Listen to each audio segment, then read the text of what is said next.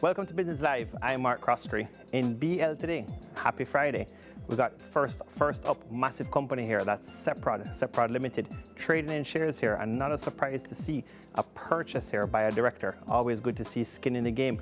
Purchasing or buying up 6,020 shares on the 7th of August 2020. So a bit of a late report here, but better late than never. Now Seprod going from strength to strength despite COVID-19 or the pandemic. The company doing great things. We're seeing it in the profitability and the earnings per share of Seprod despite COVID-19 or the pandemic. Talk about results and profitability powering through these times. Next up, we got Kingston Properties acquiring or buying their third property right here in Jamaica.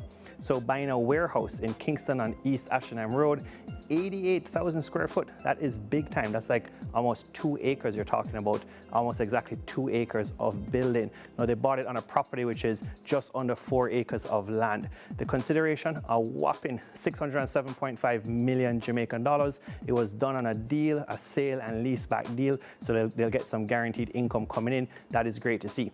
Now Scotia Group, Jamaica, making some board of director changes. We carried the huge news of blockbuster moves about the change coming up very shortly, and an early release here in the president and CEO role. Now, board of director changes. Miss Anya Schnorr has been appointed to the board of directors of Scotia Group Jamaica. Caribbean Cream, talk about crushing results here and surpassing expectations. Clearly with COVID-19, persons are at home, eating comfort foods. Creamy did say this in their previous results, for their first quarter or their Q1, talking about that they're seeing more sales or more revenue growth with persons, eating more of their product or their ice cream. But now for the second quarter coming out, beating market expectations. Now we don't see analyst expectations too much in Jamaica, but we're going to call it on Business Live and say that we didn't expect to see such robust, great results here. So this is for the second quarter ended August 31st, 2020.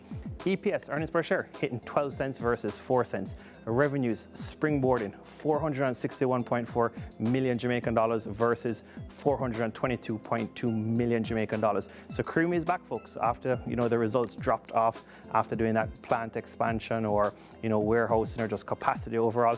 They are back, and they're back during the pandemic. So on Business Live, we talk about a few companies, stocks who are doing well despite the pandemic. Creamy is one of them. They're back big time. Results looking good for the 6 months and the second quarter. Last up, GWest Corporation.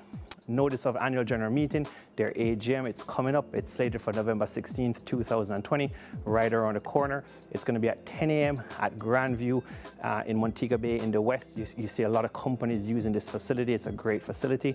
Grandview in Montego Bay. I'm Mark Croskery. This is Business Live.